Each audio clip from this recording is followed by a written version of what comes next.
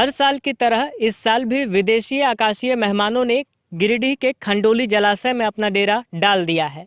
एक लंबी उड़ान भरकर यहाँ पहुंचे प्रवासी पक्षियों ने इस जलाशय की खूबसूरती और बढ़ा दी है। आप देख रहे हैं स्ट्रीट बज और मैं हूं आपके साथ राहुल सिन्हा। इस वक्त मैं गिरिडीह के प्रमुख पर्यटन स्थलों में से एक खंडोली में मौजूद हूं। आपको बता दें कि खंडोली गिरिडीह का एक ऐसा पर्यटन स्थल है जहां आप एक साथ जलाशय, पार्क, पत्थर, पहाड़ों का दीदार कर सकते हैं। हर साल सर्द मौसम की शुरुआत के साथ ही प्रवासी पक्षियों का आगमन यहां शुरू हो जाता है। इसके साथ ही सैलानियों और पर्यटकों के आने जाने का सिलसिला भी शुरू हो जाता है। ये पक्षी हर साल पर्यटकों के आकर्षण का मुख्य केंद्र बनते हैं।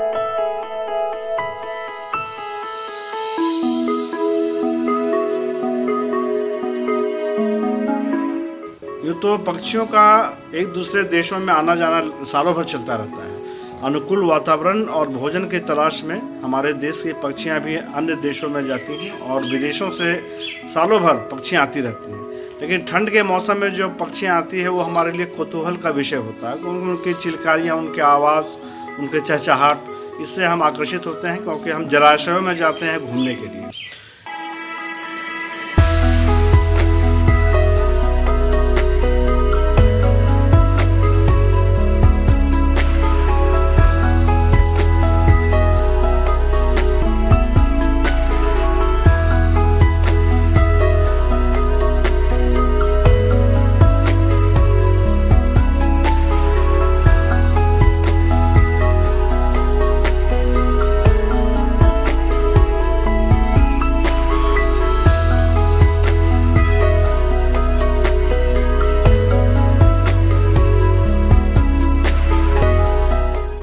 बताया जाता है कि खंडोली जलाशय में प्रवासी पक्षी हजारों किलोमीटर की दूरी तय कर पहुंचते हैं। इनमें से ज़्यादातर रूस के साइबेरिया इलाके से आते हैं, जिन्हें साइबेरियन पक्षी कहा जाता है। साइबेरिया के अलावा हिमालयी इलाकों से भी इनका आगमन होता है।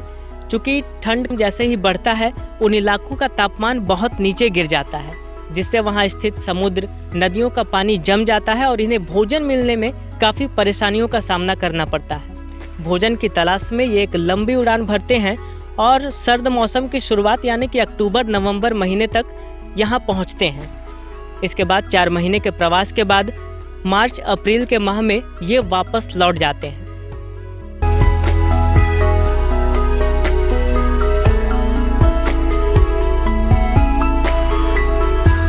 यह जानना जरूरी है कि ये आते कैसे हैं, इनको रास्ता कौन दिखाता है। असल में इनका एक फ्लाईवे होता है, जैसे स्काईवे होता है, रोडवे है, रेलवे है। उस एक नियत जगह है, ये सर्टन एरिया है जहाँ पे हम लोग ट्रैवल करते हैं। रोडवे है तो रोड बना हुआ है, उसी तरह का फ्लाईवे होता है। और ये नेविगेशन जो इनके जो बीक होता है ना, इनका जो चोंच, उसमें नेविगेशन का एक सिस्टम होता है। उससे ये मैग्नेटिक फील्ड को पहचानते हैं और नॉर्थ से साउथ की ओर ट्रैवल करते हैं। और फिर वापस जब इनका प्रवास खत्म होता है, जब यहाँ पे गर्मी आने लगती है और साइबेरिया में ठंड कम होता है, तब ये वापस जाते हैं। और ये उनका नेविगेशन सिस्टम जो है बीक में होता है, और बीक के माध्यम से ही उनके डीएनए में वो सेट है, वो कोडेड है, और उसी के माध्यम से ये वापस चले जाते हैं और उसी से ये आते भी हैं। ये बहुत ही साइंटिफिक है।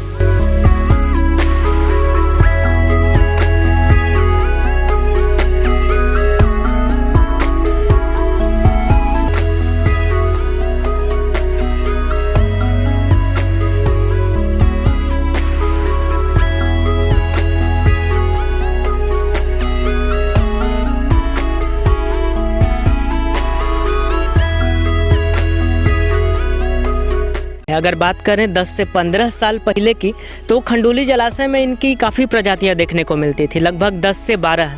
लेकिन लगातार हो रहा शिकार और पर्यावरण में बदलाव की वजह से आज यहाँ पर बात करें तो 3 से 4 प्रजाति के प्रवासी पक्षी दिखाई देते हैं।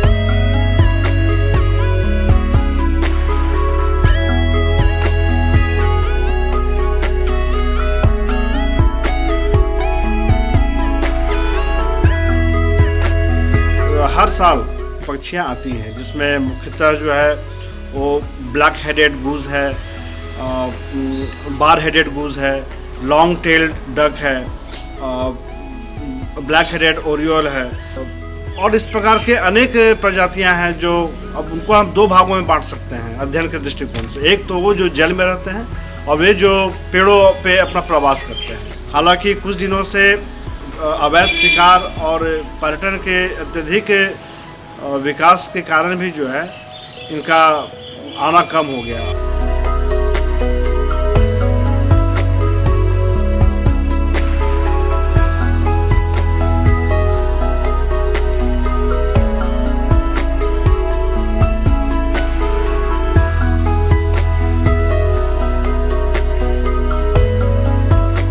विशेषज्ञों के अनुसार माइग्रेशन से 2 माह पूर्व इसकी तैयारी शुरू हो जाती है। गर्मी का मौसम जैसे ही खत्म होता है और ठंड की शुरुआत होती है, इन पक्षियों के शरीर के हार्मोन्स में बदलाव होने लगता है। इस वजह से इनके पंख बड़े बड़े निकल आते हैं, जो एक लंबी उड़ान के लिए बेहद जरूरी साबित होते हैं। इनके अलावा ये पक्षी अपने शरीर में फैट इकट्ठा करने लगते हैं। फैट इन्हें उड़ान के दौरान भोजन की ज़्यादा कमी नहीं खलने देती है और गर्माहट का एहसास दिलाती है। इस तरह 2 महीने की तैयारी के बाद ये लाखों की संख्या में एक साथ उड़ान भरते हैं।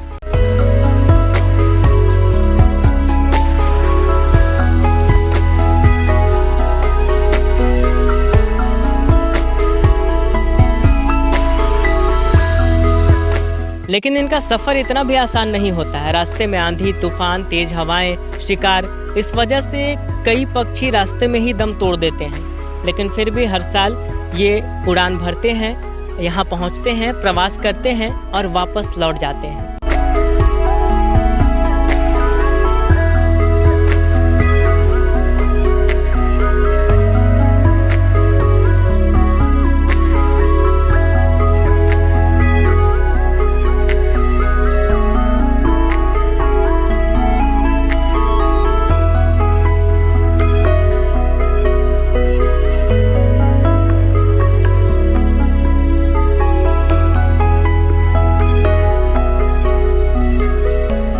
कुछ सर्टेन क्षेत्र है जहाँ पे वो प्रवास करते हैं, उस क्षेत्र में भी जो है स्पीड बोट से लोग जो है पर्यटन का आनंद लेते हैं एडवेंचर टूरिज्म के लिए। तो मेरा संचालकों से आग्रह होगा कि वो उस एरिया को छोड़कर सीमित एरिया में दायरे में ही वो पर्यटन का विकास करें, नौकायान वगैरह का संचालन जो है लिमिटेड एरिया में करें, ना कि पूरे जलाशय में। तो फिर इनका आना बंद हो जाएगा कि इनकी मेमोरी में जो है हमेशा वो बैठ जाता है कि इस जगह पे हम आए थे तो हमारे साथी संगी, हमारे जो है रिश्तेदारों की हत्या कर दी गई थी, शिकार कर दिया गया था, या यहाँ पे डिस्टर्बेंस होता है हमारे रहने में, तो वो एरिया में दोबारा नहीं आएंगे। इसलिए संचालकों का ये ध्यान देने की ज़रूरत है कि उस एरिया को सुरक्षित रखें ताकि वर्षों तक ये पक्षियाँ आते रहें और यहाँ के लोग उसका आनंद उठाएं।